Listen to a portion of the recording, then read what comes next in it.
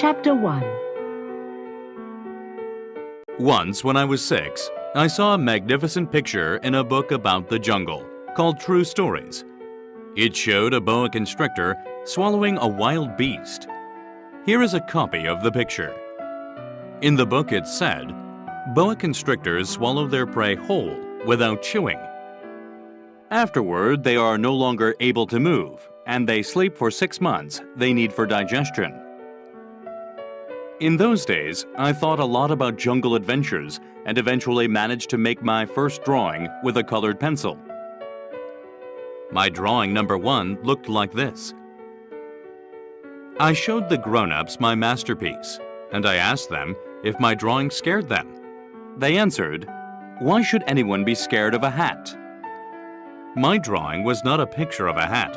It was a picture of a boa constrictor digesting an elephant. Then I drew the inside of the boa constrictor, so the grown-ups could understand. They always need explanations. My drawing number 2 looked like this. The grown-ups advised me to put away my drawings of boa constrictors, outside or inside, and apply myself instead to geography, history, arithmetic, and grammar. That is why I gave up, at the age of 6, a magnificent career as an artist. I had been discouraged by the failure of my drawing number 1 and of my drawing number 2. Grown-ups never understand anything by themselves, and it is exhausting for children to have to explain over and over again. So then I had to choose another career. I learned to pilot airplanes. I have flown almost everywhere in the world, and, as a matter of fact, geography has been a big help to me. I could tell China from Arizona at first glance, which is very useful if you get lost during the night. So I have met, in the course of my life, lots of serious people. I have spent lots of time with grown-ups. I have seen them at close range, which hasn't improved my opinion of them. Whenever I encountered a grown-up who seemed to be intelligent, I would experiment on him with my drawing number 1, which I have always kept. I wanted to see if he really understood anything. But he would always answer, "That's a hat." Then I wouldn't talk about boa constrictors, or jungles, or stars. I would put myself on his level and talk about bridge and golf, and politics, and neckties. And my grown-up was glad to know such a reasonable person.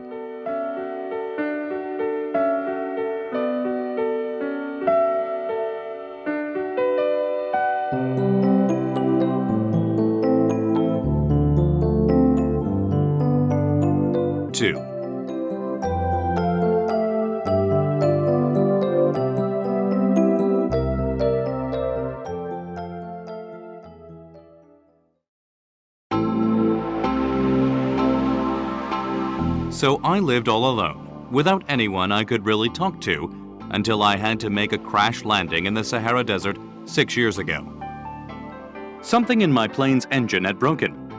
Since I had neither a mechanic nor passengers in the plane with me, I was preparing to undertake the difficult repair job by myself. For me, it was a matter of life or death. I had only enough drinking water for 8 days.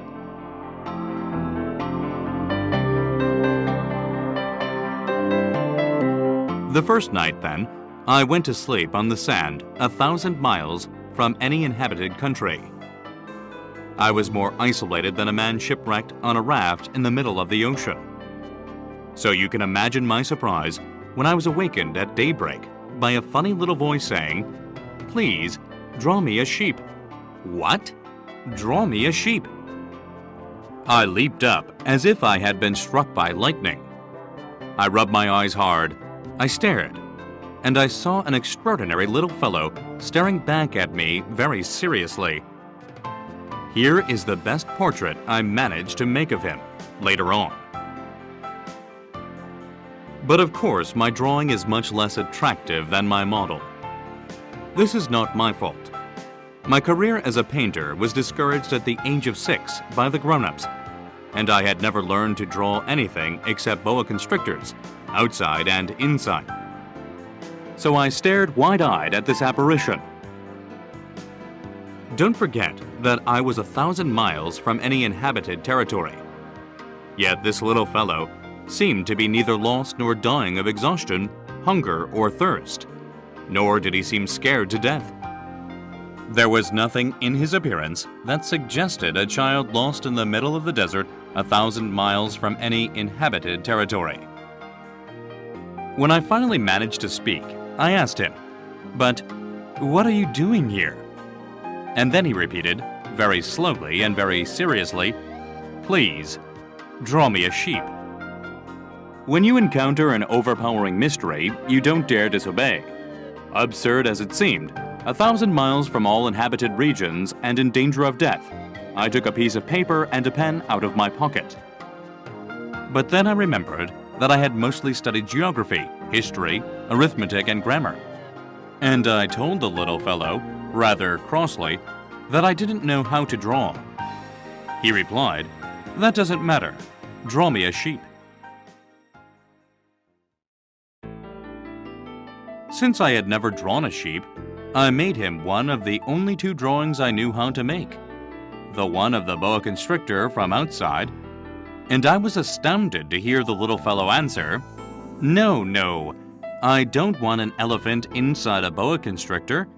A boa constrictor is very dangerous, and an elephant would get in the way. Where I live, everything is very small. I need a sheep. Draw me a sheep." So then I made a drawing. He looked at it carefully and then said, "No, this one is already quite sick. Make another."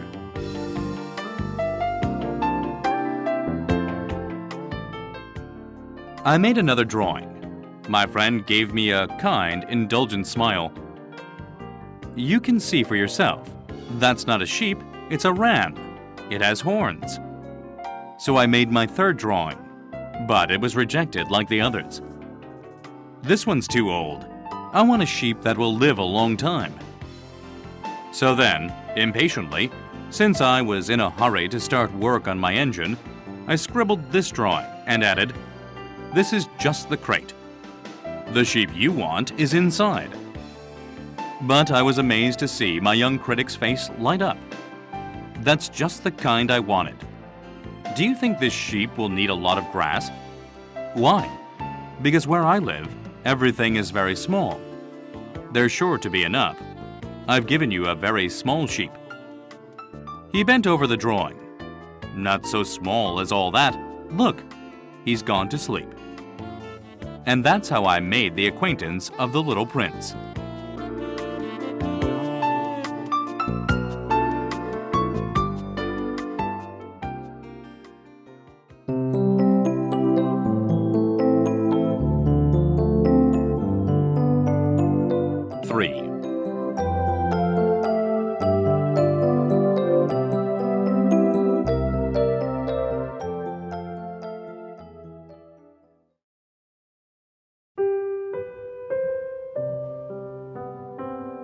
It took me a long time to understand where he came from. The little prince, who asked me so many questions, never seemed to hear the ones I asked him.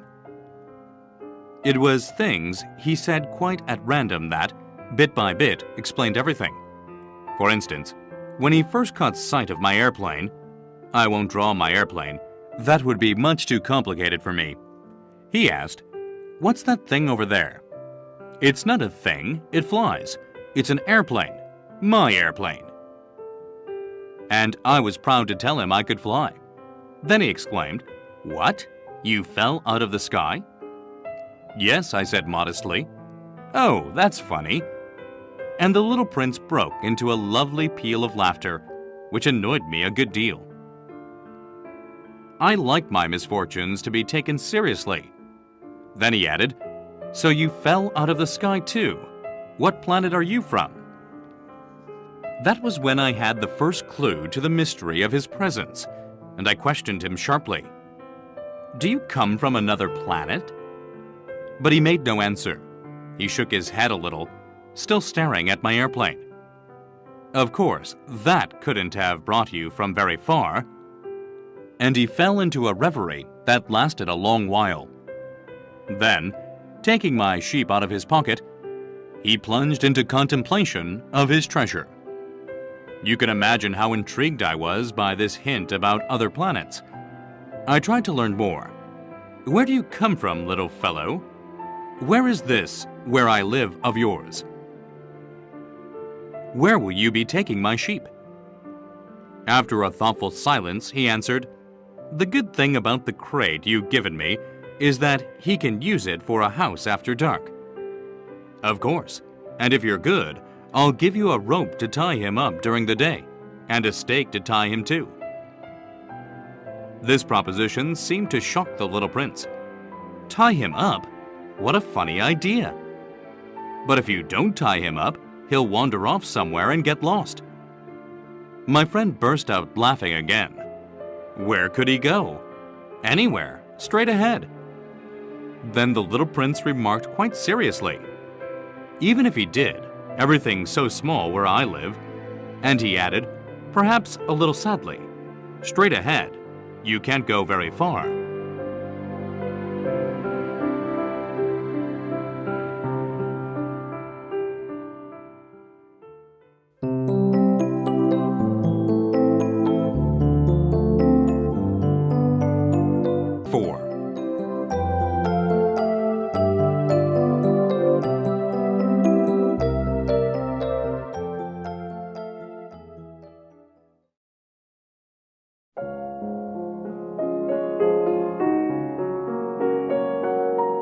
That was how I had learned a second very important thing, which was that the planet he came from was hardly bigger than a house. That couldn't surprise me much. I knew very well that except for the huge planets like Earth, Jupiter, Mars, and Venus, which have been given names, there are hundreds of others that are sometimes so small that it's very difficult to see them through a telescope. When an astronomer discovers one of them, he gives it a number instead of a name. For instance, he would call it Asteroid 325. I have serious reasons to believe that the planet the little prince came from is asteroid B-612. This asteroid has been sighted only once by telescope in 1909 by a Turkish astronomer who had then made a formal demonstration of his discovery at an international astronomical congress. But no one had believed him on account of the way he was dressed. Grown-ups are like that. Fortunately, for the reputation of asteroid B-612, a Turkish dictator ordered his people, on pain of death, to wear European clothes.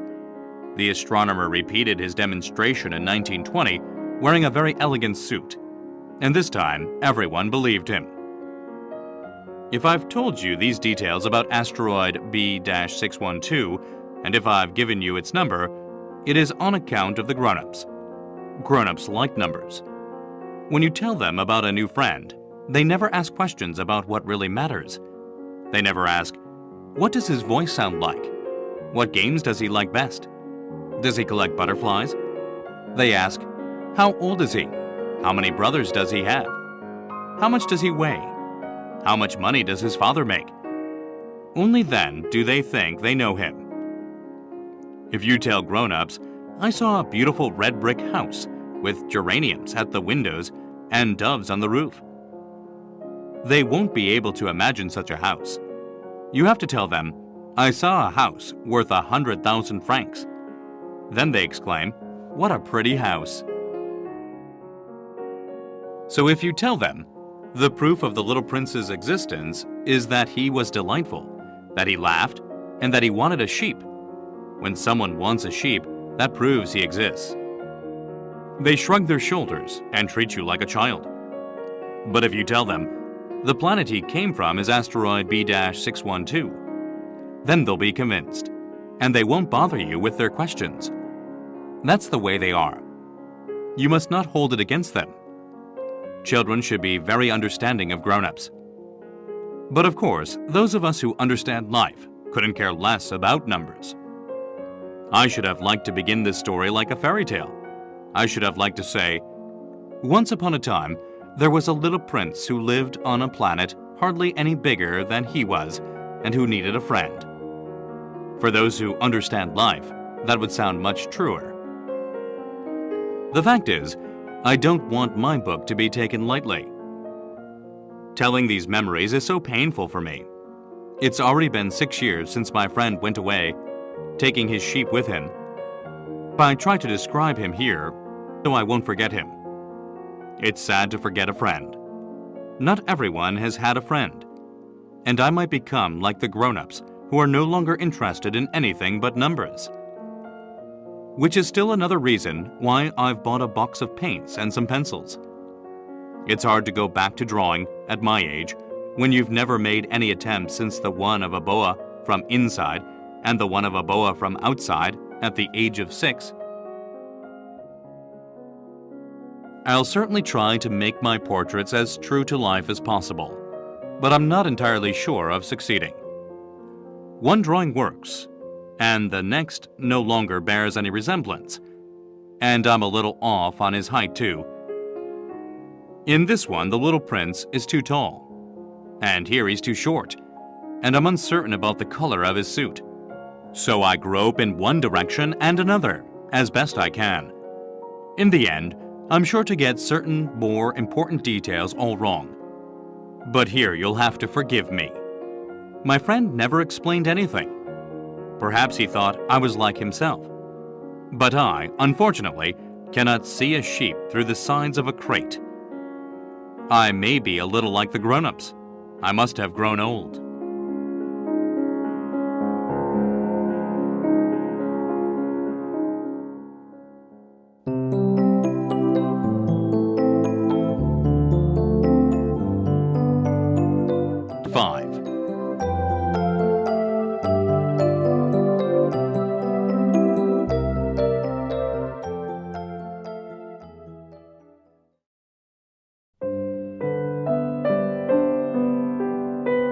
Every day, I'd learn something about the little prince's planet, about his departure, about his journey. It would come quite gradually in the course of his remarks. This was how I learned, on the third day, about the drama of the baobabs. This time, too, I had the sheep to thank, for suddenly the little prince asked me a question, as if overcome by a grave doubt. "Isn't it true that sheep eat bushes?" "Yes, that's right." "Ah, I'm glad." I didn't understand why it was so important that sheep should eat bushes. But the little prince added, "And therefore they eat baobabs too." I pointed out to the little prince that baobabs are not bushes, but trees as tall as churches, and that even if he took a whole herd of elephants back to his planet, that herd couldn't finish off a single baobab. The idea of the herd of elephants made the little prince laugh. We'd have to pile them on top of one another. But he observed perceptively. Before they grow big, baobabs start out by being little. True enough. But why do you want your sheep to eat little baobabs? He answered, "Oh, come on, you know," as if we were talking about something quite obvious. And I was forced to make a great mental effort to understand this problem all by myself. And in fact, on the little prince's planet, there were, as on all planets, good plants and bad plants. The good plants come from good seeds, and the bad plants from bad seeds. But the seeds are invisible. They sleep in the secrecy of the ground until one of them decides to wake up. Then it stretches and begins to sprout, quite timidly at first, a charming, harmless little twig reaching toward the sun. If it's a radish seed or a rosebush seed, you can let it sprout all it likes. But if it's the seed of a bad plant, you must pull the plant up right away, as soon as you can recognize it. As it happens, there were terrible seeds on the little prince's planet. Baobab seeds. The planet's soil was infested with them. Now, if you attend to a baobab too late, you can never get rid of it again. It overgrows the whole planet. Its roots pierce right through. And if the planet is too small, and if there are too many baobabs, they make it burst into pieces. It's a question of discipline, the little prince told me later on. When you've finished washing and dressing each morning, you must tend your planet. You must be sure you pull up the baobabs regularly as soon as you can tell them apart from the rose bushes, which they closely resemble when they're very young. It's very tedious work, but very easy. And one day he advised me to do my best to make a beautiful drawing for the edification of the children where I live. If they travel someday, he told me, it could be useful to them. Sometimes there's no harm in postponing your work until later. But with baobabs, it's always a catastrophe. I knew one planet that was inhabited by a lazy man. He had neglected 3 bushes. So, following the little prince's instructions, I have drawn that planet. I don't much like assuming the tone of a moralist, but the danger of baobabs is so little recognized, and the risks run by anyone who might get lost on an asteroid are so considerable, that for once I am making an exception to my habitual reserve. I say, children, watch out for baobabs. It's to warn my friends of a danger of which they, like myself, have long been unaware that I work so hard on this drawing. The lesson I'm teaching is worth the trouble. You may be asking, why are there no other drawings in this book as big as the drawing of the baobabs? There's a simple answer. I tried, but I couldn't manage it. When I drew the baobabs, I was inspired by a sense of urgency.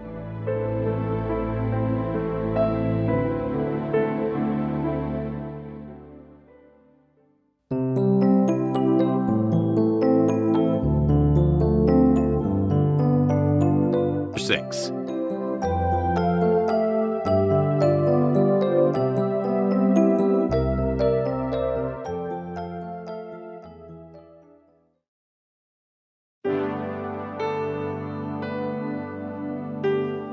Oh, little prince. Gradually, this was how I came to understand your sad little life. For a long time, your only entertainment was the pleasure of sunsets. I learned this new detail on the morning of the 4th day when you told me, I really like sunsets. Let's go look at one now. But we have to wait. What for?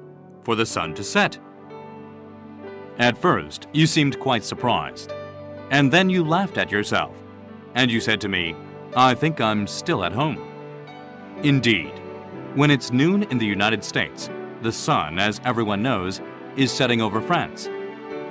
If you could fly to France in 1 minute, you could watch the sunset. Unfortunately, France is much too far.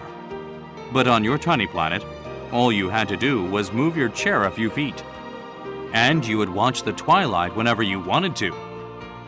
One day I saw the sun set 44 times. And a little later you added, you know, when you're feeling very sad, sunsets are wonderful. On the day of the 44 times, were you feeling very sad? But the little prince didn't answer.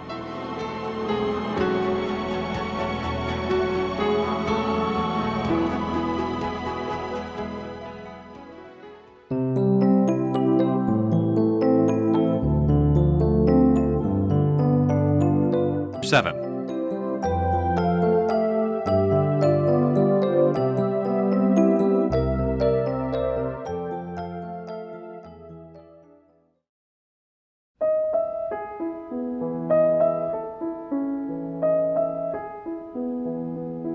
On the 5th day, thanks again to the sheep, another secret of the little prince's life was revealed to me. Abruptly, with no preamble, he asked me, as if it were the fruit of a problem long pondered in silence, if a sheep eats bushes, does it eat flowers too? A sheep eats whatever it finds. Even flowers that have thorns? Yes, even flowers that have thorns. Then what good are thorns? I didn't know. At that moment, I was very busy trying to unscrew a bolt that was jammed in my engine. I was quite worried, for my plane crash was beginning to seem extremely serious, and the lack of drinking water made me fear the worst. What good are thorns? The little prince never let go of a question once he had asked it. I was annoyed by my jammed bolt, and I answered without thinking. Thorns are no good for anything.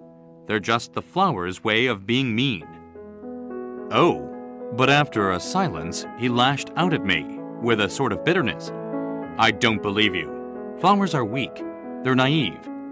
They reassure themselves whatever way they can. They believe their thorns make them frightening. I made no answer.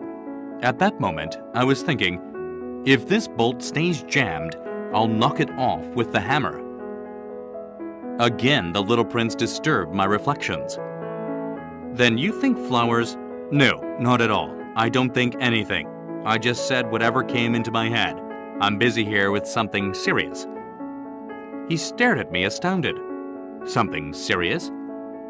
He saw me holding my hammer, my fingers black with grease, bending over an object he regarded as very ugly. You talk like the grown-ups. That made me a little ashamed, but he added, mercilessly, you confuse everything. You've got it all mixed up. He was really very annoyed. He tossed his golden curls in the wind. I know a planet inhabited by a red-faced gentleman. He's never smelled a flower. He's never looked at a star. He's never loved anyone. He's never done anything except add up numbers. And all day long, he says over and over, just like you, I'm a serious man. I'm a serious man. And that puffs him up with pride. But he's not a man at all. He's a mushroom. He's a what? A mushroom. The little prince was now quite pale with rage. For millions of years, flowers have been producing thorns. For millions of years, sheep have been eating them all the same. And it's not serious? Trying to understand why flowers go to such trouble to produce thorns that are good for nothing? It's not important? The war between the sheep and the flowers? It's no more serious and more important than the numbers that fat red gentleman is adding up?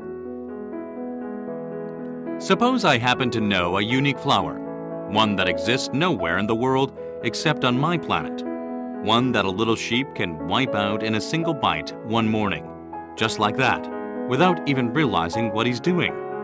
That isn't important? His face turned red now, and he went on.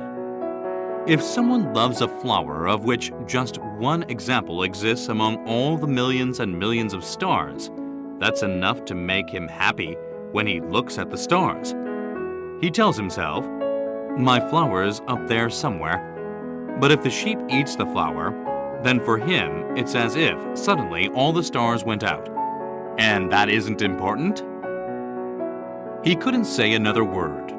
All of a sudden, he burst out sobbing. Night had fallen. I dropped my tools. What did I care about my hammer, about my bolt, about thirst and death? There was, on one star, on one planet, on mine, the Earth, a little prince to be consoled. I took him in my arms. I rocked him. I told him, the flower you love is not in danger. I'll draw you a muzzle for your sheep. I'll draw you a fence for your flower. I didn't know what to say. How clumsy I felt. I didn't know how to reach him, where to find him. It's so mysterious, the land of tears.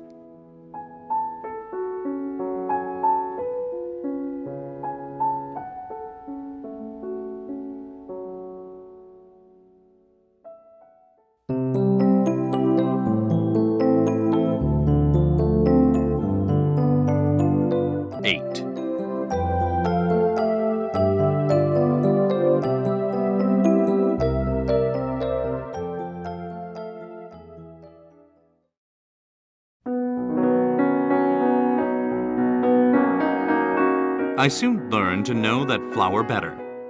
On the little prince's planet, there had always been very simple flowers, decorated with a single row of petals so that they took up no room at all and got in no one's way. They would appear one morning in the grass and would fade by nightfall. But this one had grown from a seed, brought from who knows where, and the little prince had kept a close watch over a sprout that was not like any of the others. It might have been a new kind of baobab. But the sprouts soon stopped growing and began to show signs of blossoming. The little prince, who had watched the development of an enormous bud, realized that some sort of miraculous apparition would emerge from it. But the flower continued her beauty preparations in the shelter of her green chamber, selecting her colors with the greatest care and dressing quite deliberately, adjusting her petals one by one. She had no desire to emerge all rumpled, like the poppies. She wished to appear only in the full radiance of her beauty. Oh yes, she was quite vain. And her mysterious adornment had lasted days and days. And then one morning, precisely at sunrise, she showed herself. And after having labored so painstakingly, she yawned and said, "Ah, I'm hardly awake. Forgive me. I'm still all untidy." But the little prince couldn't contain his admiration. "How lovely you are!" "Aren't I?" the flower answered sweetly. "And I was born the same time as the sun." The little prince realized that she wasn't any too modest. But she was so dazzling. "I believe it is breakfast time." She had soon added, "Would you be so kind as to tend to me?" And the little prince, utterly abashed, having gone to look for a watering can, served the flower. She had soon begun tormenting him with her rather touchy vanity. One day, for instance, alluding to her 4 thorns, she remarked to the little prince, "I'm ready for tigers with all their claws." "There are no tigers on my planet," the little prince had objected. "And besides, tigers don't eat weeds." "I am not a weed," the flower sweetly replied. "Forgive me. I am not at all afraid of tigers, but I have a horror of drafts. You wouldn't happen to have a screen?" A horror of drafts. That's not a good sign for a plant. The little prince had observed. How complicated this flower is. After dark, you will put me under glass. How cold it is where you live. Quite uncomfortable. Where I come from. But she suddenly broke off. She had come here as a seed. She couldn't have known anything of other worlds. Humiliated at having let herself be caught on the verge of so naive a lie, she coughed 2 or 3 times in order to put the little prince in the wrong. "That screen?" "I was going to look for one, but you were speaking to me." Then she made herself cough again, in order to inflict a twinge of remorse on him all the same. So the little prince, despite all the goodwill of his love, had soon come to mistrust her. He had taken seriously certain inconsequential remarks, and had grown very unhappy. "I shouldn't have listened to her," he confided to me one day. "You must never listen to flowers. You must look at them and smell them. Mine perfumed my planet, but I didn't know how to enjoy that. The business about the tiger claws, instead of annoying me, ought to have moved me." And he confided further, "In those days, I didn't understand anything. I should have judged her according to her actions, not her words. She perfumed my planet and lit up my life. I should never have run away. I ought to have realized the tenderness underlying her silly pretensions. Flowers are so contradictory, but I was too young to know how to love her."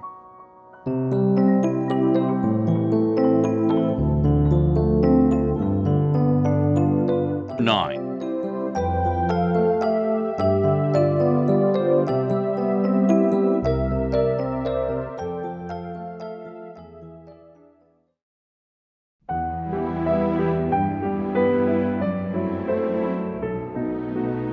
In order to make his escape, I believe he took advantage of a migration of wild birds. On the morning of his departure, he put his planet in order. He carefully raked out his active volcanoes. The little prince possessed 2 active volcanoes, which were very convenient for warming his breakfast. He also possessed 1 extinct volcano, but, as he said, you never know. So he raked out the extinct volcano too. If they are properly raked out, volcanoes burn gently and regularly, without eruptions. Volcanic eruptions are like fires in a chimney. Of course, on our Earth, we are much too small to rake out our volcanoes. That is why they cause us so much trouble. The little prince also uprooted, a little sadly, the last baobab shoots. He believed he would never be coming back. But all these familiar tasks seemed very sweet to him on this last morning. And when he watered the flower one last time and put her under glass, he felt like crying. "Goodbye," he said to the flower, but she did not answer him. "Goodbye," he repeated. The flower coughed, but not because she had a cold.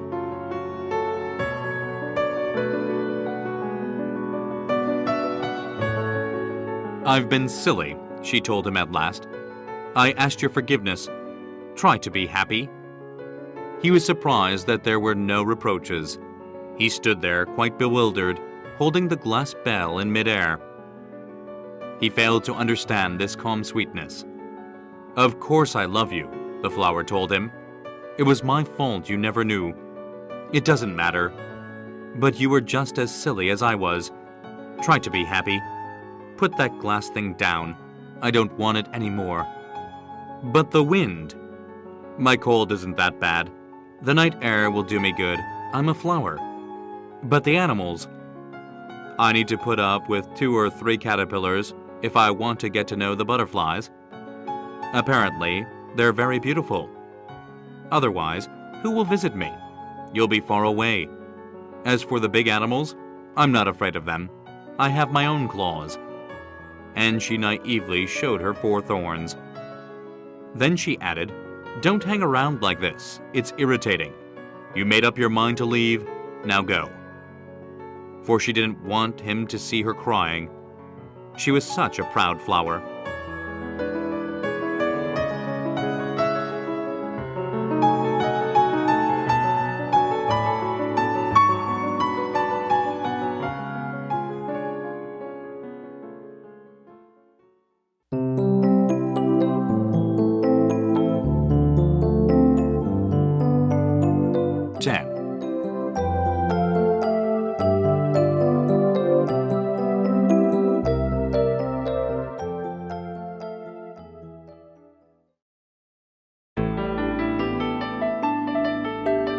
He happened to be in the vicinity of asteroids 325, 326, 327, 328, 329, and 330.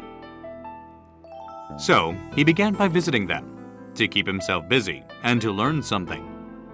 The first one was inhabited by a king, wearing purple and ermine. He was sitting on a simple yet majestic throne. "Ah, here's a subject," the king exclaimed when he caught sight of the little prince. And the little prince wondered, "How can he know who I am if he's never seen me before?" He didn't realize that for kings, the world is extremely simplified. All men are subjects.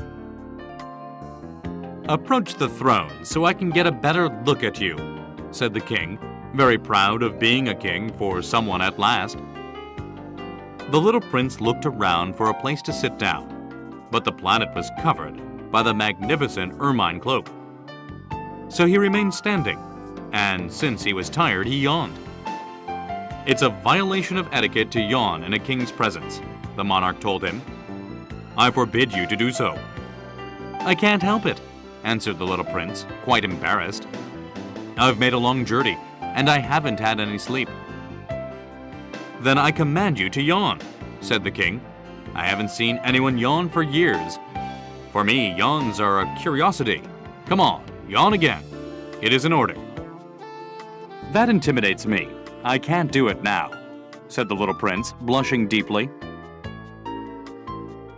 "Well, well," the king replied, "then I command you to yawn sometimes and sometimes too." He was sputtering a little and seemed annoyed. For the king insisted that his authority be universally respected. He would tolerate no disobedience, being an absolute monarch. But since he was a kindly man, all his commands were reasonable. If I were to command, he would often say, if I were to command a general to turn into a seagull, and if the general did not obey, that would not be the general's fault. It would be mine.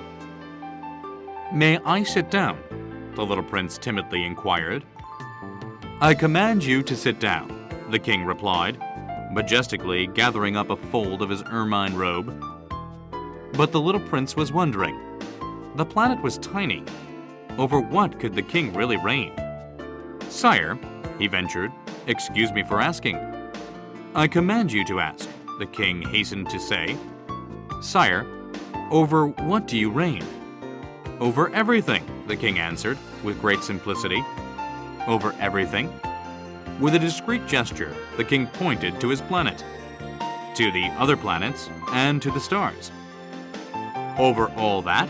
Asked the little prince. Over all that, the king answered.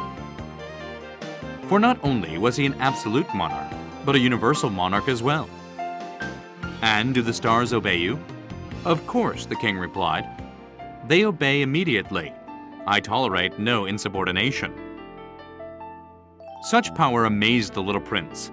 If he had wielded it himself, he could have watched not 44, but 72, or even 100, even 200 sunsets on the same day without ever having to move his chair.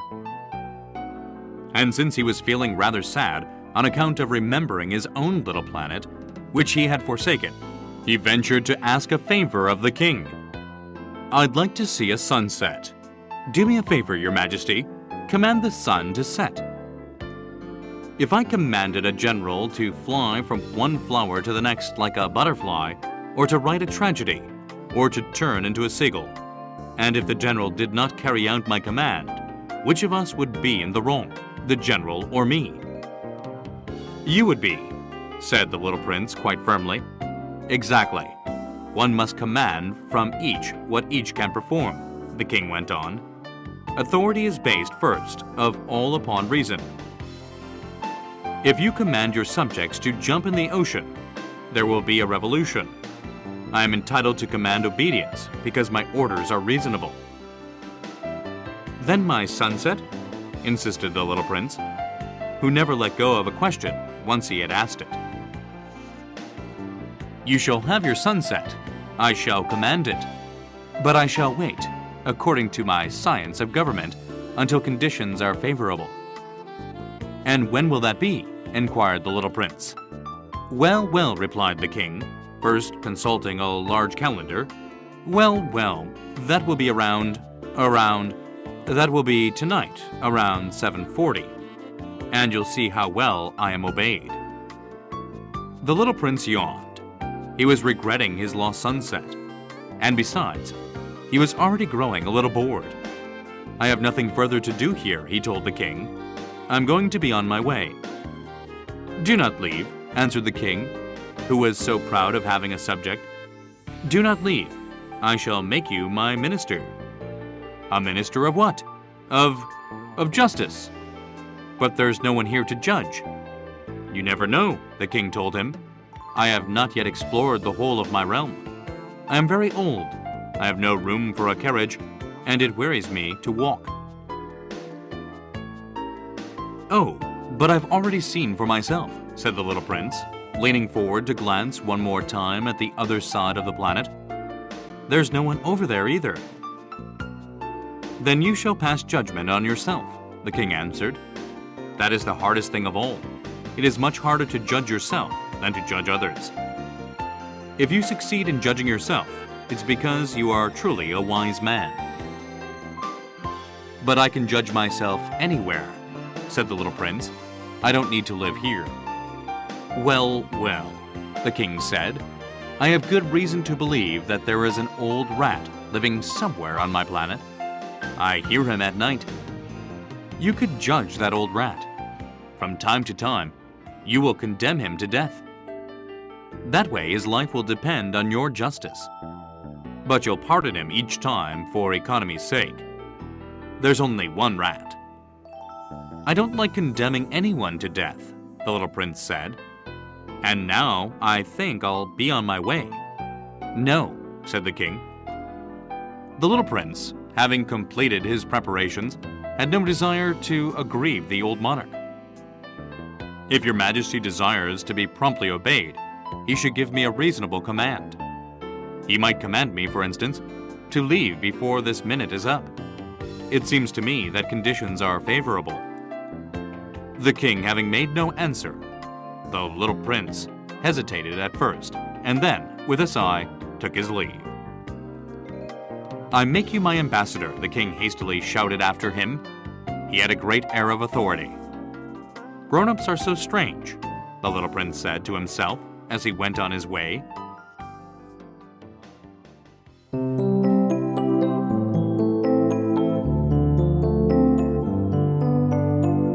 "11.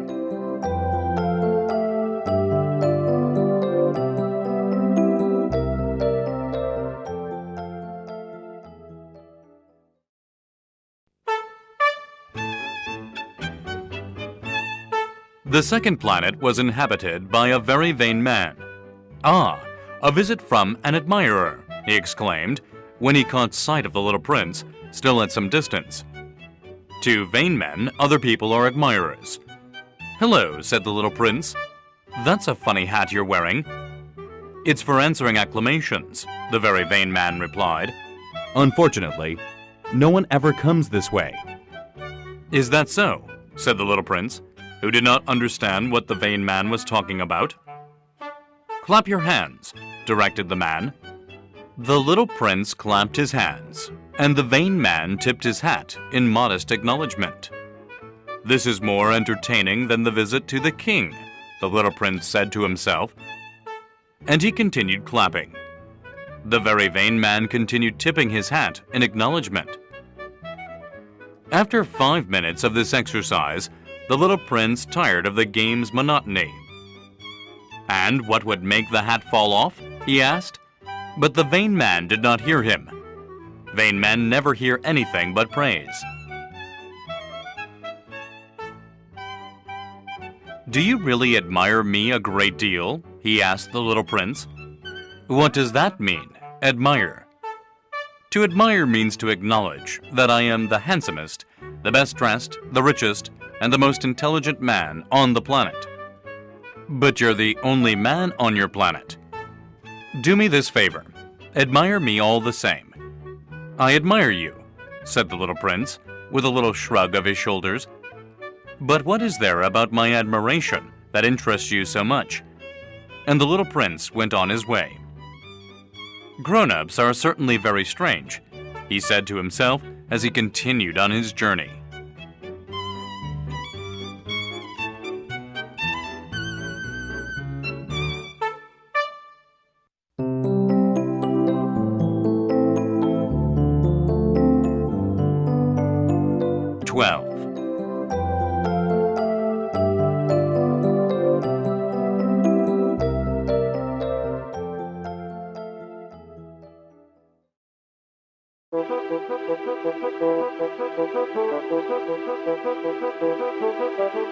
The next planet was inhabited by a drunkard.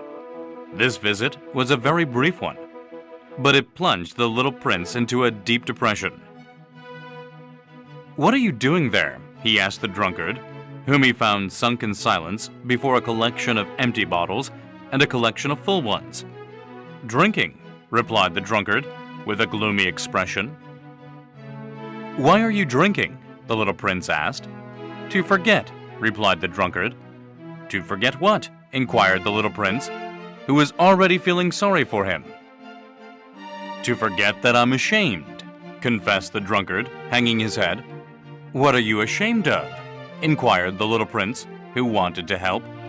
"Of drinking," concluded the drunkard, withdrawing into silence for good. And the little prince went on his way puzzled. "Grown-ups are certainly very, very strange," he said to himself as he continued on his journey.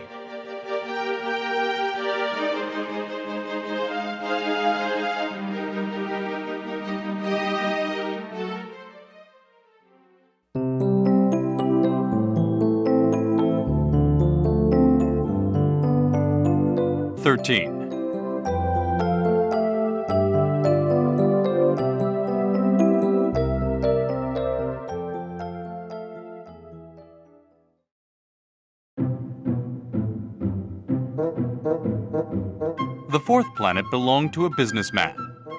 This person was so busy that he didn't even raise his head when the little prince arrived. "Hello," said the little prince. "Your cigarette's gone out." 3 and 2 make 5. 5 and 7, 12. 12 and 3, 15.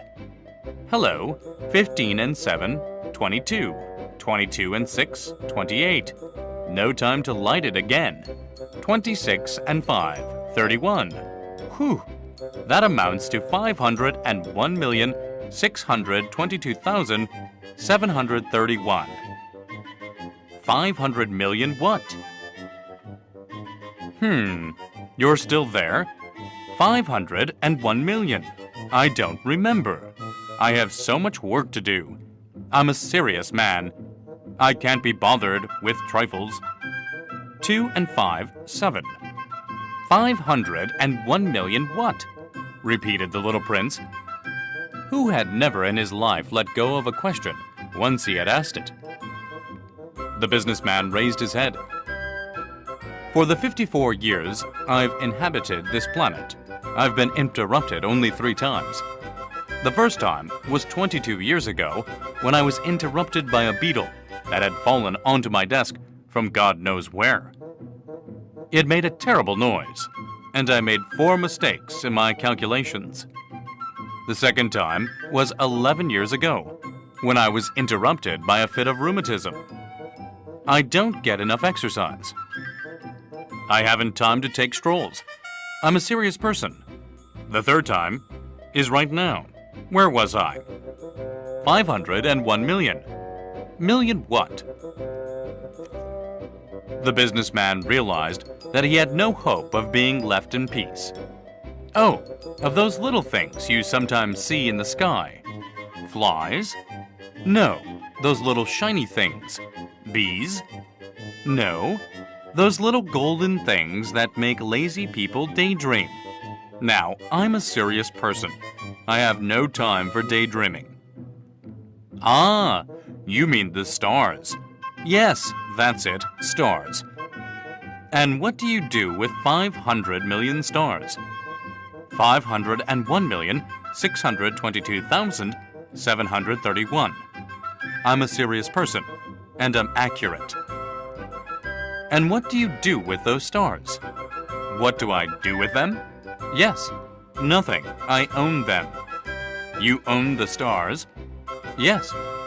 But I've already seen a king who—" "Kings don't own. They reign over. It's quite different." "And what good does owning the stars do you?" "It does me the good of being rich." "And what good does it do you to be rich?" "It lets me buy other stars, if somebody discovers them." The little prince said to himself, "This man argues a little like my drunkard." Nevertheless, he asked more questions. "How can someone own the stars?" "To whom do they belong?" retorted the businessman grumpily. "I don't know. To nobody." "Then they belong to me, because I thought of it first." "And that's all it takes." "Of course, when you find a diamond that belongs to nobody in particular, then it's yours. When you find an island that belongs to nobody in particular, it's yours. When you're the first person to have an idea, you patent it, and it's yours. Now, I own the stars, since no one before me ever thought of owning them." "That's true enough," the little prince said. "And what do you do with them?" "I manage them. I count them, and then count them again," the businessman said. "It's difficult work, but I'm a serious person." The little prince was still not satisfied. "If I own a scarf, I can tie it around my neck and take it away. If I own a flower, I can pick it and take it away." "But you can't pick the stars." "No, but I can put them in the bank." "What does that mean?" "That means that I write the number of my stars on a slip of paper, and then I lock that slip of paper in a drawer." "And that's all?" "That's enough." "That's amusing," thought the little prince. and even poetic, but not very serious. The little prince had very different ideas about serious things from those of the grown-ups. I own a flower myself, he continued, which I water every day. I own 3 volcanoes, which I rake out every week. I even rake out the extinct one. You never know. So it's of some use to my volcanoes, and it's useful to my flower that I own them. But you're not useful to the stars.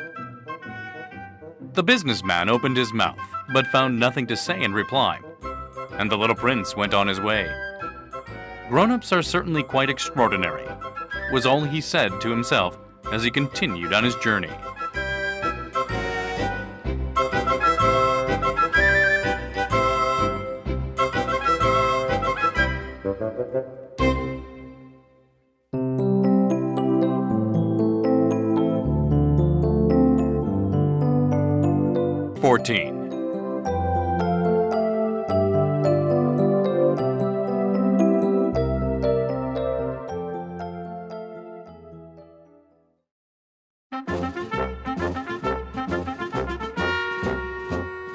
The 5th planet was very strange. It was the smallest of all. There was just enough room for a street lamp and a lamplighter. The little prince couldn't quite understand what use a street lamp and a lamplighter could be up there in the sky, on a planet without any people and not a single house. However, he said to himself, "It's quite possible that this man is absurd, but he's less absurd than the king, the very vain man, the businessman, and the drunkard. At least his work has some meaning. When he lights his lamp, it's as if he's bringing one more star to life, or one more flower. When he puts out his lamp, that sends the flower or the star to sleep, which is a fine occupation, and therefore truly useful." When the little prince reached this planet, he greeted the lamplighter respectfully. "Good morning. Why have you just put out your lamp?" "Orders," the lamplighter answered. "Good morning." "What orders are those?" "To put out my street lamp. Good evening." And he lit his lamp again. "But why have you just lit your lamp again?" "Orders." "I don't understand," said the little prince. "There's nothing to understand," said the lamplighter. "Orders are orders. Good morning." And he put out his lamp. Then he wiped his forehead with a red checked handkerchief. "It's a terrible job I have. It used to be reasonable enough. I put the lamp out mornings and lit it after dark. I had the rest of the day for my own affairs, and the rest of the night for sleeping. And since then, orders have changed?" "Orders haven't changed," the lamplighter said. "That's just the trouble. Year by year, the planet is turning faster and faster, and orders haven't changed. Which means that now that the planet revolves once a minute, I don't have an instant's rest. I light my lamp and turn it out once every minute." "That's funny. Your days here are 1 minute long." "It's not funny at all," the lamplighter said. "You and I have already been talking to each other for a month." "A month?" "Yes, 30 minutes, 30 days, good evening." And he lit his lamp. The little prince watched him, growing fonder and fonder of this lamplighter who was so faithful to orders. He remembered certain sunsets that he himself used to follow in other days, merely by shifting his chair. He wanted to help his friend. "You know, I can show you a way to take a rest whenever you want to." "I always want to rest," the lamplighter said, "for it is possible to be faithful and lazy at the same time." The little prince continued, "Your planet is so small that you can walk around it in 3 strides. All you have to do is walk more slowly, and you'll always be in the sun. When you want to take a rest, just walk, and the day will last as long as you want it to." "What good does that do me?" the lamplighter said, "when the one thing in life I want to do is sleep." "Then you're out of luck," said the little prince. "I am," said the lamplighter. "Good morning." And he put out his lamp. Now that man, the little prince said to himself as he continued on his journey, that man would be despised by all the others, by the king, by the very vain man, by the drunkard, by the businessman. Yet, he's the only one who doesn't strike me as ridiculous. Perhaps it's because he's thinking of something beside himself. He heaved a sigh of regret and said to himself again, that man is the only one I might have made my friend. But his planet is really too small. There's not room for two. What the little prince dared not admit was that he most regretted leaving that planet because it was blessed with 1,440 sunsets every 24 hours.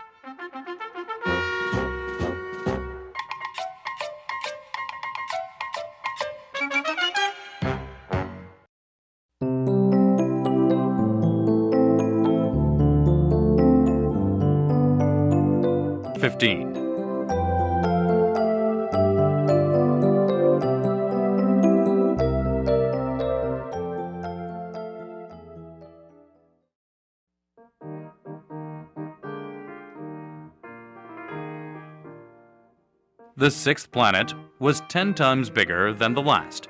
It was inhabited by an old gentleman who wrote enormous books. "Ah, here comes an explorer," he exclaimed, when he caught sight of the little prince, who was feeling a little winded and sat down on the desk. He had already traveled so much and so far. "Where do you come from?" the old gentleman asked him. "What's that big book?" asked the little prince. "What do you do with it?" "I'm a geographer," the old gentleman answered. "And what's a geographer?" "A scholar who knows where the seas are, and the rivers, the cities, the mountains, and the deserts." "That is very interesting," the little prince said. "Here at last is someone who has a real profession." And he gazed around him at the geographer's planet. He had never seen a planet so majestic. "Your planet is very beautiful," he said. "Does it have any oceans?" "I couldn't say," said the geographer. "Oh," the little prince was disappointed. "And mountains?" "I couldn't say," said the geographer. "And cities and rivers and deserts?" "I couldn't tell you that either," the geographer said. "But you're a geographer." "That's right," said the geographer. "But I'm not an explorer. There's not one explorer on my planet. A geographer doesn't go out to describe cities, rivers, mountains, seas, oceans, and deserts. A geographer is too important to go wandering about. He never leaves his study, but he receives the explorers there. He questions them, and he writes down what they remember. And if the memories of one of the explorers seem interesting to him, then the geographer conducts an inquiry into that explorer's moral character. Why is that? Because an explorer who told lies would cause disasters in the geography books, as would an explorer who drank too much. Why is that? The little prince asked again. Because drunkards see double. And the geographer would write down 2 mountains where there was only 1. "I know someone," said the little prince, "who would be a bad explorer." "Possibly. Well, when the explorer's moral character seems to be a good one, an investigation is made into his discovery." "By going to see it?" "No, that would be too complicated. But the explorer is required to furnish proofs. For instance, if he claims to have discovered a large mountain, he is required to bring back large stones from it." The geographer suddenly grew excited. "But you come from far away. You're an explorer. You must describe your planet for me."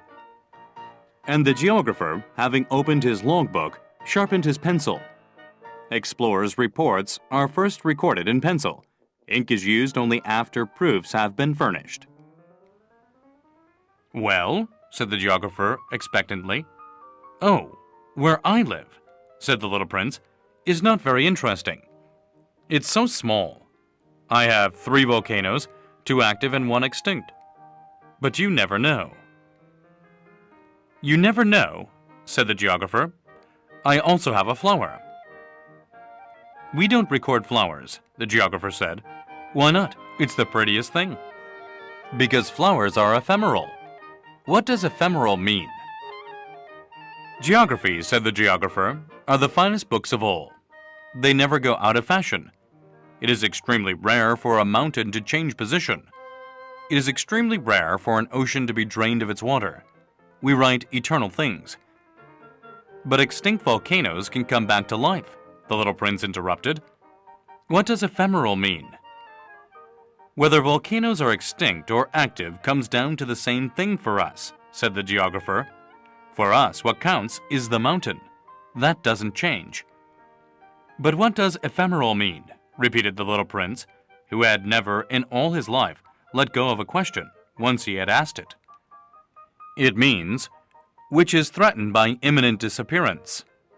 Is my flower threatened by imminent disappearance? Of course. My flower is ephemeral, the little prince said to himself, and she has only 4 thorns with which to defend herself against the world, and I've left her all alone where I live. That was his first impulse of regret, but he plucked up his courage again. Where would you advise me to visit? He asked. The planet Earth, the geographer answered. It has a good reputation. And the little prince went on his way, thinking about his flower.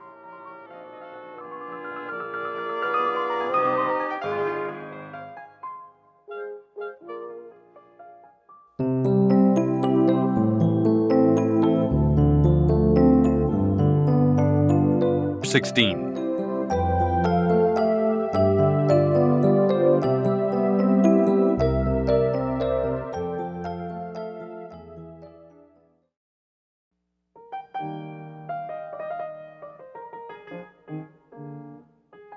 The 7th planet, then, was the Earth.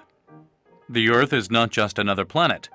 It contains 111 kings, including, of course, the African kings, 7,000 geographers, 900,000 businessmen, 7.5 million drunkards, 311 million vain men, in other words, about 2 billion grown-ups. To give you a notion of the Earth's dimensions, I can tell you that before the invention of electricity, it was necessary to maintain, over the whole of 6 continents, a veritable army of 462,511 lamplighters. Seen from some distance, this made a splendid effect. The movements of this army were ordered like those of a ballet. First came the turn of the lamplighters of New Zealand and Australia. Then these, having lit their street lamps, would go home to sleep. Next, it would be the turn of the lamplighters of China and Siberia to perform their steps in the lamplighters' ballet, and then they too would vanish into the wings. Then came the turn of the lamplighters of Russia and India, then those of Africa and Europe, then those of South America and of North America. And they never missed their cues for their appearances on stage. It was awe-inspiring. Only the lamplighter of the single street lamp at the North Pole and his colleague of the single street lamp at the South Pole led carefree, idle lives. They worked twice a year.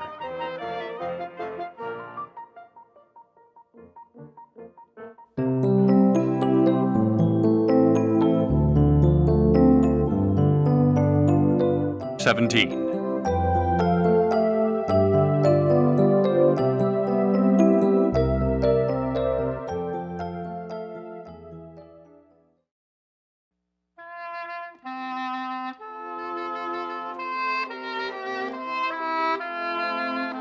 Trying to be witty leads to lying, more or less.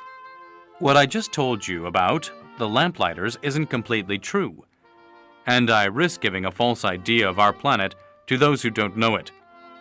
Men occupy very little space on Earth. If the 2 billion inhabitants of the globe were to stand close together, as they might for some big public event, they would easily fit into a city block that was 20 miles long and 20 miles wide. You could crowd all humanity onto the smallest Pacific islet.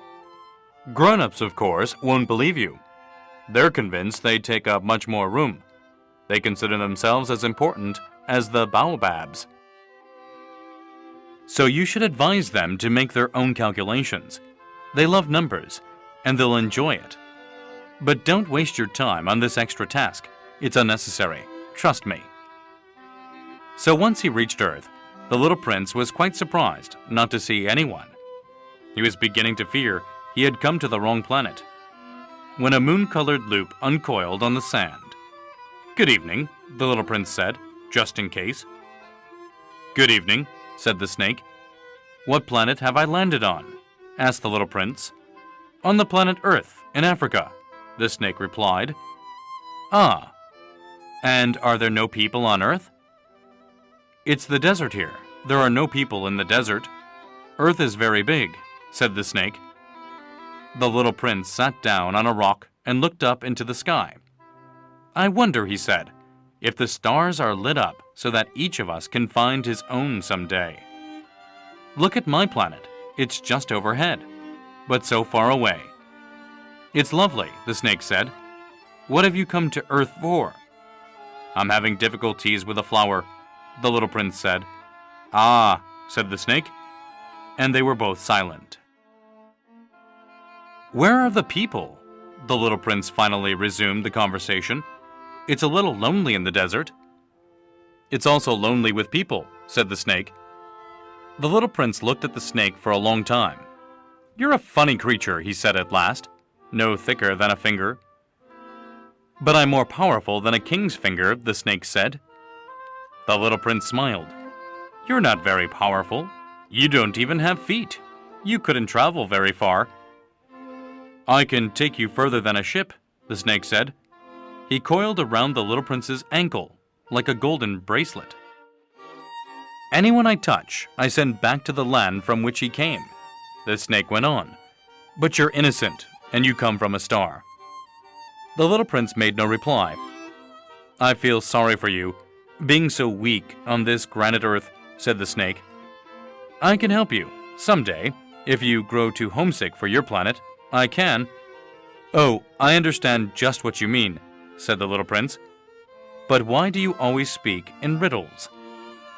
"I solve them all," said the snake, and they were both silent.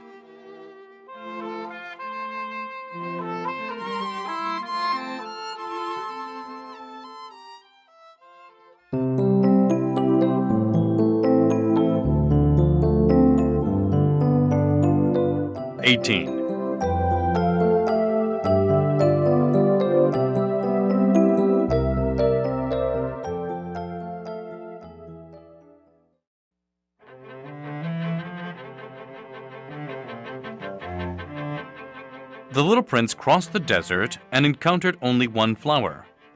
A flower with 3 petals, a flower of no consequence. "Good morning," said the little prince.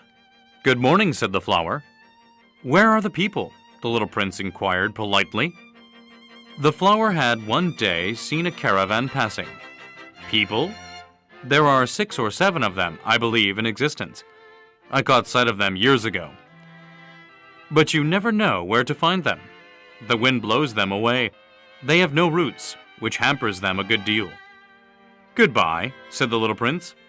"Goodbye," said the flower.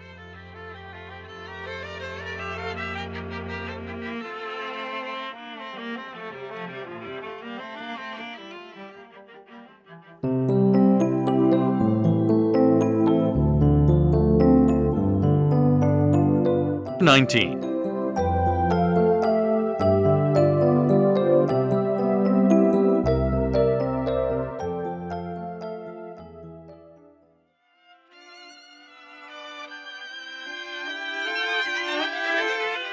The little prince climbed a high mountain.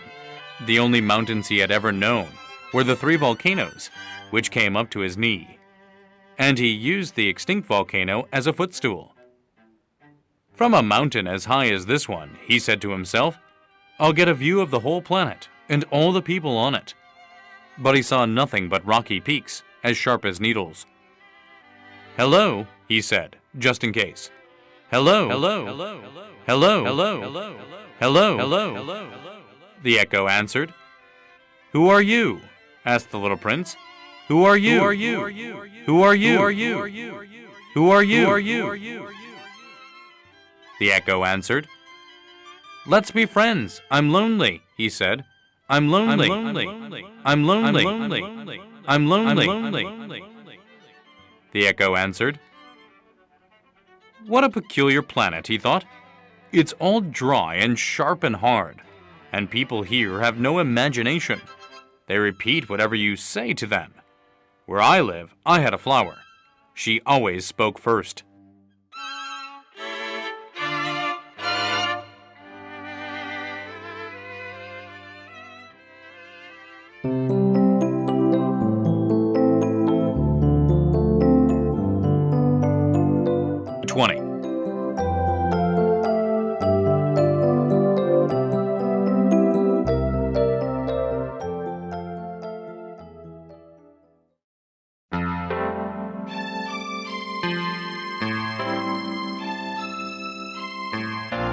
But it so happened that the little prince, having walked a long time through sand and rocks and snow, finally discovered a road.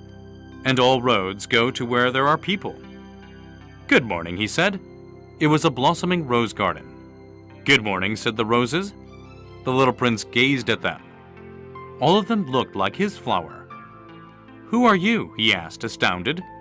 We're roses, the roses said. Ah, said the little prince, and he felt very unhappy. His flower had told him she was the only one of her kind in the whole universe, and here were 5,000 of them, all just alike, in just one garden. She would be very annoyed, he said to himself, if she saw this. She would cough terribly and pretend to be dying to avoid being laughed at, and I'd have to pretend to be nursing her, otherwise she'd really let herself die in order to humiliate me. And then he said to himself, I thought I was rich because I had just one flower, and all I own is an ordinary rose. That and my 3 volcanoes, which come up to my knee, one of which may be permanently extinct. It doesn't make me much of a prince. And he lay down in the grass and wept.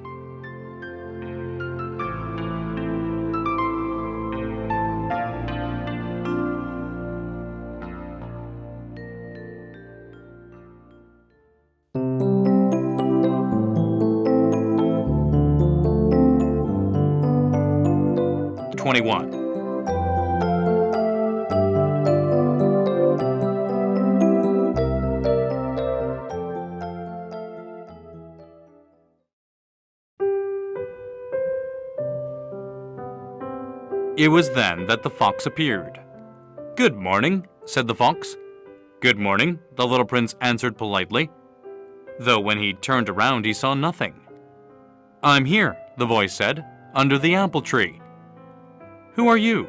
The little prince asked. You're very pretty. I'm a fox, the fox said. Come and play with me, the little prince proposed. I'm feeling so sad. I can't play with you, the fox said. I'm not tamed. Ah, excuse me, said the little prince, but upon reflection he added, what does tamed mean?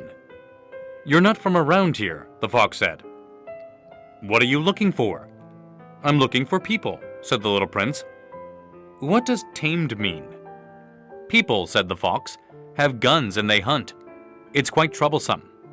And they also raise chickens. That's the only interesting thing about them. Are you looking for chickens? No, said the little prince. I'm looking for friends. What does tamed mean? It's something that's been too often neglected. It means to create ties. To create ties? That's right, the fox said. For me, you're only a little boy, just like 100,000 other little boys.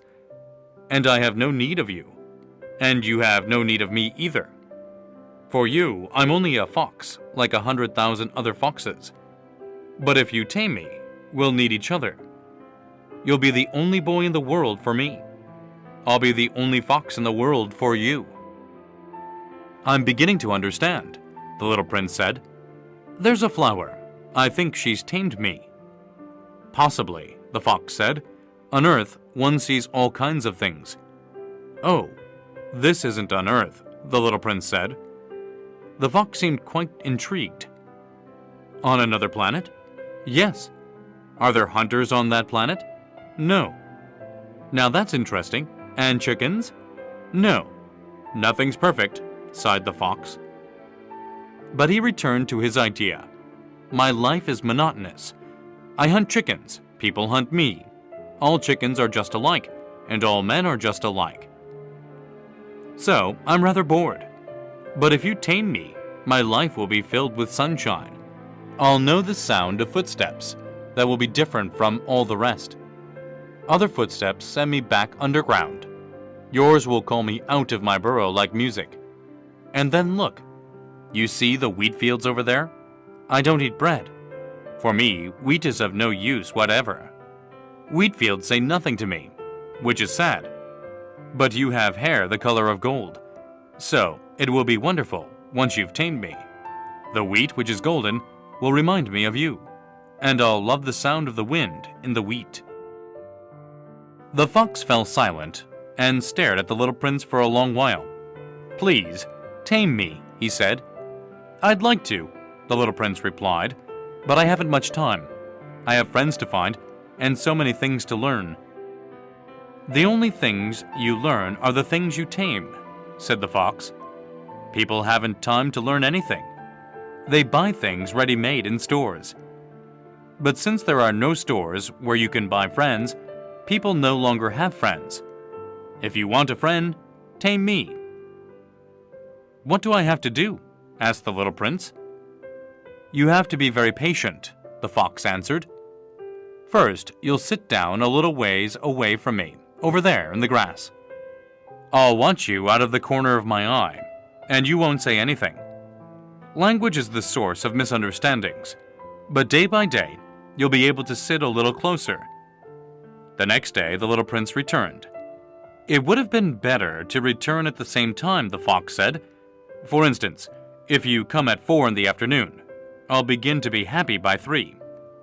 The closer it gets to 4, the happier I'll feel. By 4, I'll be all excited and worried. I'll discover what it costs to be happy.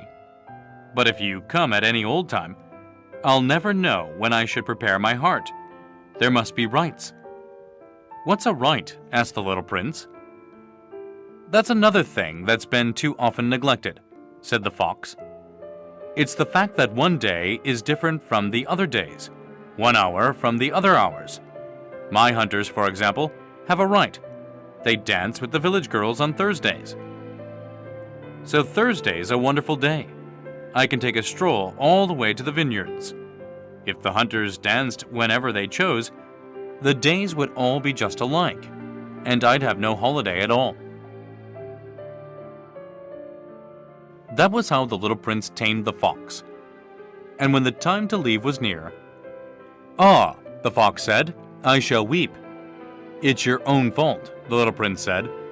"I never wanted to do you any harm, but you insisted that I tame you." "Yes, of course," the fox said. "But you're going to weep," said the little prince. "Yes, of course," the fox said. "Then you get nothing out of it." "I get something," the fox said, "because of the color of the wheat." Then he added, "Go look at the roses again. You'll understand that yours is the only rose in all the world. Then come back to say goodbye, and I'll make you the gift of a secret." The little prince went to look at the roses again. "You're not at all like my rose. You're nothing at all yet," he told them. "No one has tamed you, and you haven't tamed anyone. You're the way my fox was. He was just a fox like 100,000 others. But I've made him my friend, and now he's the only fox in all the world." And the roses were humbled. "You are lovely, but you're empty," he went on. "One couldn't die for you. Of course, an ordinary passerby would think my rose looked just like you. But my rose, all on her own, is more important than all of you together, since she's the one I've watered. Since she's the one I put under glass. Since she's the one I sheltered behind a screen. Since she's the one for whom I killed the caterpillars, except the 2 or 3 for butterflies. Since she's the one I listened to when she complained, or when she boasted, or even sometimes when she said nothing at all. Since she's my rose." And he went back to the fox. "Goodbye," he said. "Goodbye," said the fox. "Here is my secret. It's quite simple. One sees clearly only with the heart. Anything essential is invisible to the eyes." "Anything essential is invisible to the eyes," the little prince repeated, in order to remember. "It's the time you spent on your rose that makes your rose so important." "It's the time I spent on my rose," the little prince repeated, in order to remember. "People have forgotten this truth," the fox said, "but you mustn't forget it. You become responsible forever for what you've tamed. You're responsible for your rose." "I'm responsible for my rose," the little prince repeated, in order to remember.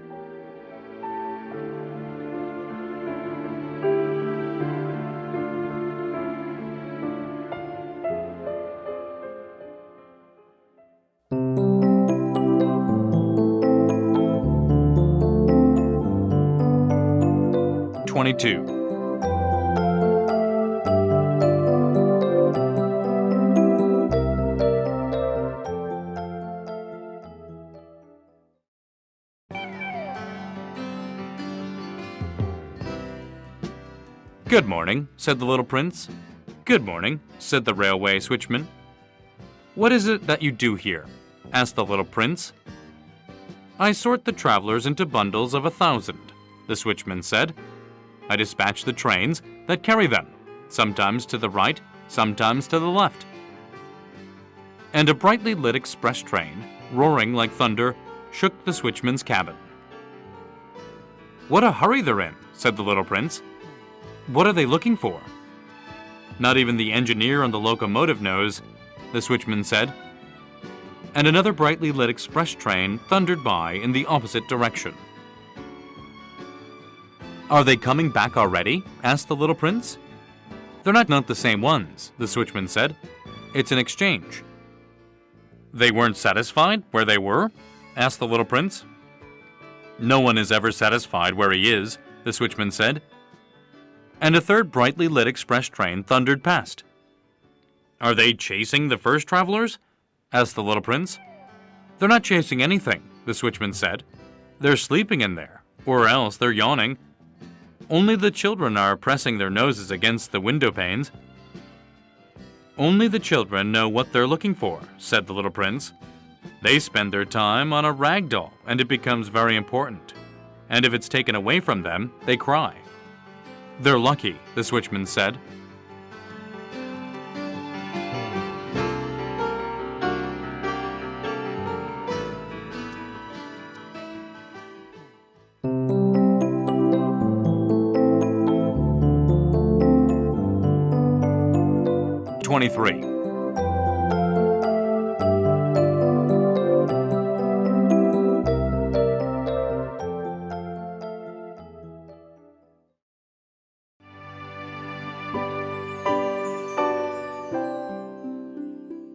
"Good morning," said the little prince.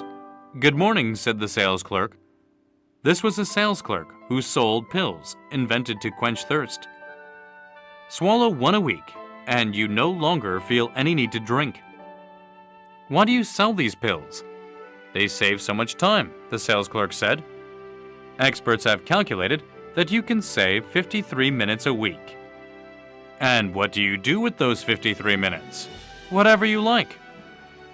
"If I had 53 minutes to spend as I liked," the little prince said to himself, "I'd walk very slowly toward a water fountain."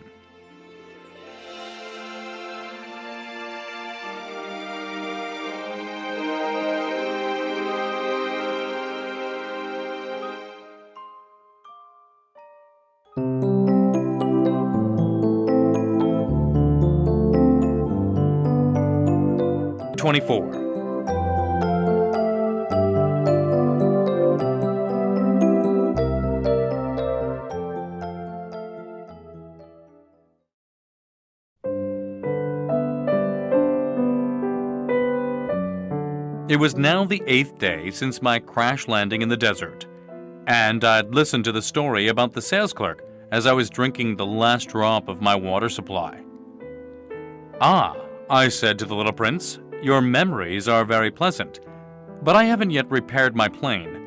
I have nothing left to drink, and I, too, would be glad to walk very slowly toward a water fountain. My friend the fox told me, "Little fellow, this has nothing to do with the fox." "Why?" "Because we're going to die of thirst." The little prince didn't follow my reasoning and answered me, "It's good to have had a friend, even if you're going to die. Myself, I'm very glad to have had a fox for a friend." "He doesn't realize the danger," I said to myself. "He's never hungry or thirsty. A little sunlight is enough for him." But the little prince looked at me and answered my thought. "I'm thirsty too. Let's find a well." I made an exasperated gesture. It is absurd looking for a well at random in the vastness of the desert. But even so, we started walking. When we had walked for several hours in silence, night fell and stars began to appear.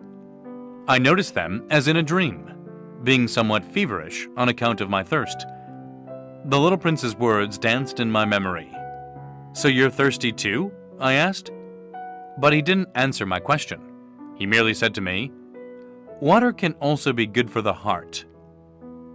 I didn't understand his answer, but I said nothing. I knew by this time that it was no use questioning him.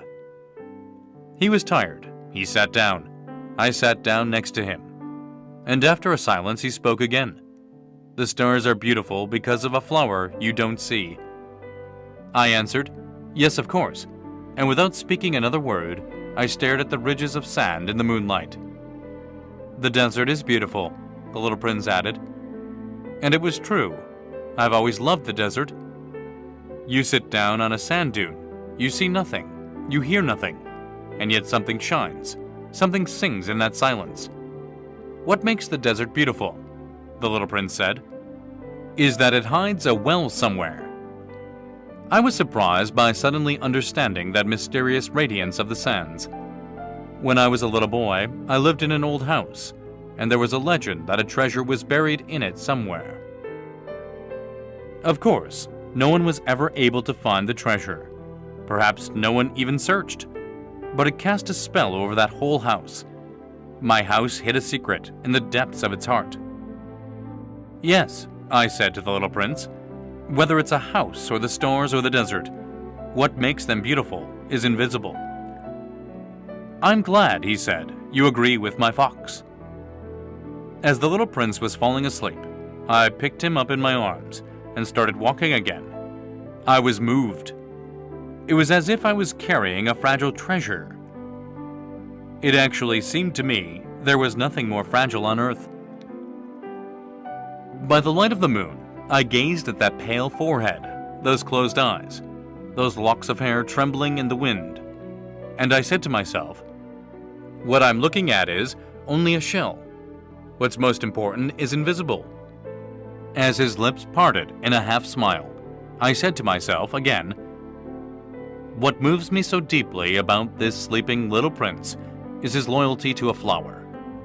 The image of a rose shining within him, like the flame within a lamp, even when he's asleep."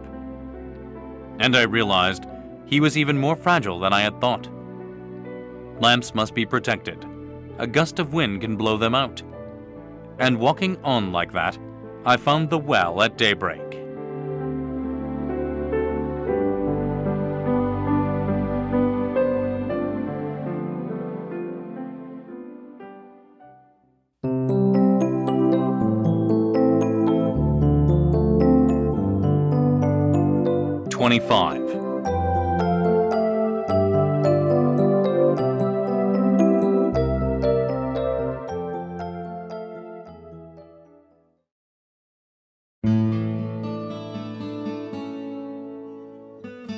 The little prince said, "People start out in express trains, but they no longer know what they're looking for. Then they get all excited and rush around in circles." And he added, "It's not worth the trouble." The well we had come to was not at all like the wells of the Sahara. The wells of the Sahara are no more than holes dug in the sand. This one looked more like a village well. But there was no village here. And I thought I was dreaming. "It's strange," I said to the little prince. "Everything is ready. the pulley, the bucket, and the rope. He laughed, grasped the rope, and set the pulley working, and the pulley groaned the way an old weather vane groans when the wind has been asleep a long time. "Hear that?" said the little prince. "We've awakened this well, and it's singing." I didn't want him to tire himself out. "Let me do that," I said to him. "It's too heavy for you." Slowly, I hoisted the bucket to the edge of the well. I set it down with great care. The song of the pulley continued in my ears, and I saw the sun glisten on the still trembling water. "I'm thirsty for that water," said the little prince. "Let me drink some." And I understood what he'd been looking for. I raised the bucket to his lips. He drank, eyes closed. It was as sweet as a feast. That water was more than merely a drink. It was born of our walk beneath the stars, of the song of the pulley, of the effort of my arms. It did the heart good like a present. When I was a little boy, the Christmas tree lights, the music of midnight mass, the tenderness of people's smiles made up, in the same way, the whole radiance of the Christmas present I received. "People where you live," the little prince said, "grow 5,000 roses in one garden, yet they don't find what they're looking for." "They don't find it," I answered. "And yet, what they're looking for could be found in a single rose, or a little water." "Of course," I answered. And the little prince added, "But eyes are blind. You have to look with the heart." I had drunk the water. I could breathe easy now. The sand at daybreak is honey-colored, and that color was making me happy too. Why then did I also feel so sad? "You must keep your promise," said the little prince, sitting up again beside me. "What promise?" "You know, a muzzle for my sheep. I'm responsible for this flower." I took my drawings out of my pocket. The little prince glanced at them and laughed as he said, "Your baobabs look more like cabbages." Oh, I had been so proud of my baobabs. "Your fox, his ears look more like horns, and they're too long." And he laughed again. "You're being unfair, my little prince," I said. "I never knew how to draw anything but boas from the inside and boas from the outside." "Oh, that'll be all right," he said. "Children understand." So then I drew a muzzle, and with a heavy heart I handed it to him. "You've made plans I don't know about." But he didn't answer. He said, "You know my fall to earth. Tomorrow will be the first anniversary." Then, after a silence, he continued, "I landed very near here," and he blushed. And once again, without understanding why, I felt a strange grief. However, a question occurred to me. Then it wasn't by accident that on the morning I met you, 8 days ago, you were walking that way, all alone, 1,000 miles from any inhabited region. Were you returning to the place where you fell to earth? The little prince blushed again, and I added hesitantly, "Perhaps on account of the anniversary?" The little prince blushed once more. He never answered questions, but when someone blushes, doesn't that mean yes? "Ah," I said to the little prince, "I'm afraid." But he answered, "You must get to work now. You must get back to your engine. I'll wait here. Come back tomorrow night." But I wasn't reassured. I remembered the fox. You risk tears if you let yourself be tamed.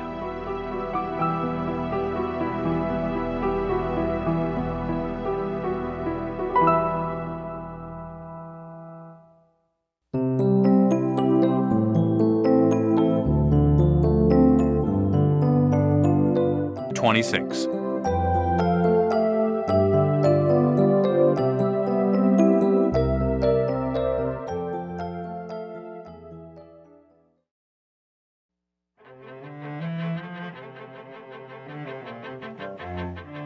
Beside the well, there was a ruin, an old stone wall. When I came back from my work the next evening, I caught sight of my little prince from a distance. He was sitting on top of the wall, legs dangling. And I heard him talking. "Don't you remember?" he was saying. "This isn't exactly the place."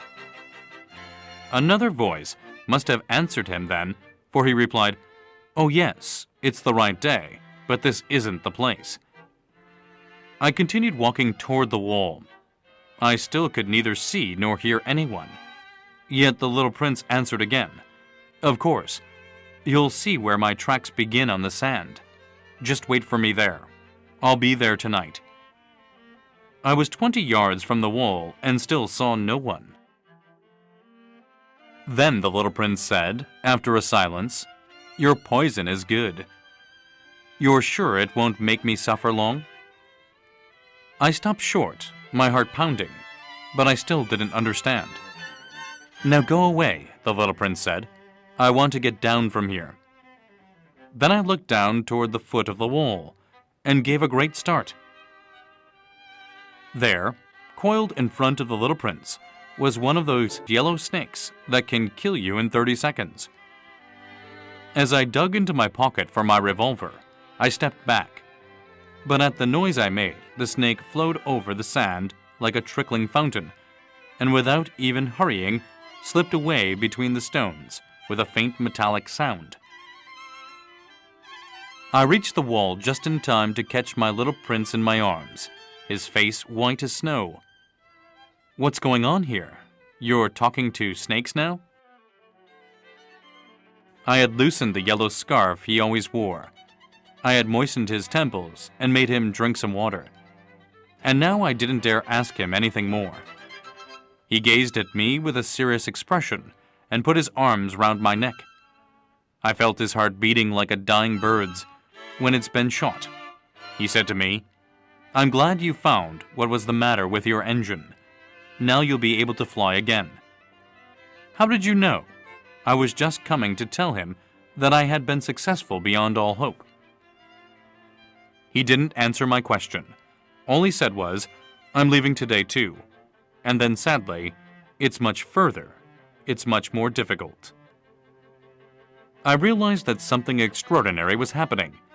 I was holding him in my arms like a little child, yet it seemed to me that he was dropping headlong into an abyss, and I could do nothing to hold him back. His expression was very serious now, lost and remote. "I have your sheep, and I have the crate for it, and the muzzle." And he smiled sadly. I waited a long time. I could feel that he was reviving a little. "Little fellow, you were frightened." Of course he was frightened. But he laughed a little. "I'll be much more frightened tonight." Once again, I felt chilled by the sense of something irreparable, and I realized I couldn't bear the thought of never hearing that laugh again. For me, it was like a spring of fresh water in the desert. "Little fellow, I want to hear you laugh again." But he said to me, "Tonight, it'll be a year. My star will be just above the place where I fell last year." "Little fellow, it's a bad dream, isn't it? All this conversation with the snake and the meeting place and the star." But he didn't answer my question. All he said was, "The important thing is what can't be seen. Of course. It's the same as for the flower. If you love a flower that lives on a star, then it's good at night to look up at the sky. All the stars are blossoming. Of course. It's the same for the water. The water you gave me to drink was like music, on account of the pulley and the rope. You remember? It was good. Of course. At night, you'll look up at the stars. It's too small where I live for me to show you where my star is. It's better that way. My star will be one of the stars for you. So you'll like looking at all of them. They'll all be your friends. And besides, I have a present for you." He laughed again. "Ah, little fellow, I love hearing that laugh." "That'll be my present, just that. It'll be the same as for the water." "What do you mean?" "People have stars, but they aren't the same. For travelers, the stars are guides. For other people, they're nothing but tiny lights. And for still others, for scholars, they're problems. For my businessman, they were gold. But all those stars are silent stars. You, though, you'll have stars like nobody else. What do you mean? When you look up at the sky at night, since I'll be living on one of them, since I'll be laughing on one of them, for you, it'll be as if all the stars are laughing. You'll have stars that can laugh. And he laughed again. And when you're consoled, everyone eventually is consoled. You'll be glad you've known me. You'll always be my friend. You'll feel like laughing with me. And you'll open your window sometimes just for the fun of it. And your friends will be amazed to see you laughing while you're looking up at the sky. Then you'll tell them, yes, it's the stars. They always make me laugh. And they'll think you're crazy. It'll be a nasty trick I played on you. And he laughed again. And it'll be as if I had given you, instead of stars, a lot of tiny bells that know how to laugh. And he laughed again. Then he grew serious once more. Tonight, you know, don't come. I won't leave you. It'll look as if I'm suffering. It'll look a little as if I'm dying. It'll look that way. Don't come to see that. It's not worth the trouble. I won't leave you. But he was anxious. I'm telling you this. On account of the snake, he mustn't bite you. Snakes are nasty sometimes. They bite just for fun. I won't leave you. But something reassured him. It's true they don't have enough poison for a second bite. That night, I didn't see him leave. He got away without making a sound. When I managed to catch up with him, he was walking fast, with determination. All he said was, "Ah, you're here," and he took my hand. But he was still anxious. "You are wrong to come. You'll suffer. I'll look as if I'm dead, and that won't be true." I said nothing. "You understand. It's too far. I can't take this body with me. It's too heavy." I said nothing. "But it'll be like an old abandoned shell. There's nothing sad about an old shell." I said nothing. He was a little disheartened now, but he made one more effort. "It'll be nice, you know. I'll be looking at the stars, too. All the stars will be wells with a rusty pulley. All the stars will pour out water for me to drink." I said nothing. "And it'll be fun. You'll have 500 million little bells. I'll have 500 million springs of fresh water." And he too said nothing, because he was weeping. "Here's the place. Let me go on alone." And he sat down because he was frightened. Then he said, "You know, my flower, I'm responsible for her. And she's so weak and so naive. She has 4 ridiculous thorns to defend her against the world." I sat down too, because I was unable to stand any longer. He said, "There, that's all." He hesitated a little longer. Then he stood up. He took a step. I couldn't move. There was nothing but a yellow flash close to his ankle. He remained motionless for an instant. He didn't cry out. He fell gently, the way a tree falls. There wasn't even a sound because of the sand.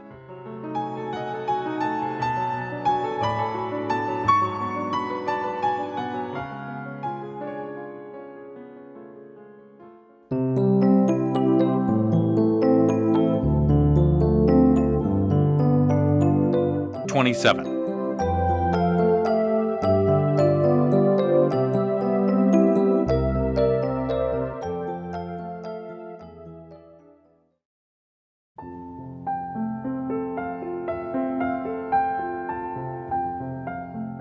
And now, of course, it's been 6 years already. I've never told this story before. The friends who saw me again were very glad to see me alive. I was sad, but I told them, it's fatigue. Now, I'm somewhat consoled. That is, not entirely. But I know he did get back to his planet, because at daybreak, I didn't find his body. It wasn't such a heavy body, and at night, I love listening to the stars. It's like 500 million little bells. But something extraordinary has happened. When I drew that muzzle for the little prince, I forgot to put in the leather strap. He could never have fastened it on his sheep. And then I wondered, what's happened there on his planet? Maybe the sheep has eaten the flour. Sometimes I tell myself, of course not. The little prince puts his flour under glass, and he keeps close watch over his sheep. Then I'm happy, and all the stars laugh sweetly. Sometimes I tell myself, anyone might be distracted once in a while, and that's all it takes. One night he forgot to put her under glass, or else the sheep got out without making any noise during the night. Then the bells are all changed into tears. It's all a great mystery, for you, who love the little prince too. As for me, nothing in the universe can be the same if somewhere, no one knows where, a sheep we never saw has or has not eaten a rose. Look up at the sky. Ask yourself, has the sheep eaten the flour or not? And you'll see how everything changes. And no grown-up will ever understand how such a thing could be so important. For me, this is the loveliest and the saddest landscape in the world. It's the same landscape as the one on the preceding page, but I've drawn it one more time in order to be sure you see it clearly. It's here that the little prince appeared on Earth, then disappeared. Look at this landscape carefully to be sure of recognizing it, if you should travel to Africa someday in the desert. And if you happen to pass by here, I beg you not to hurry past. Wait a little, just under the star. Then if a child comes to you, if he laughs, if he has golden hair, if he doesn't answer your questions, you'll know who he is. If this should happen, be kind. Don't let me go on being so sad. Send word immediately that he's come back.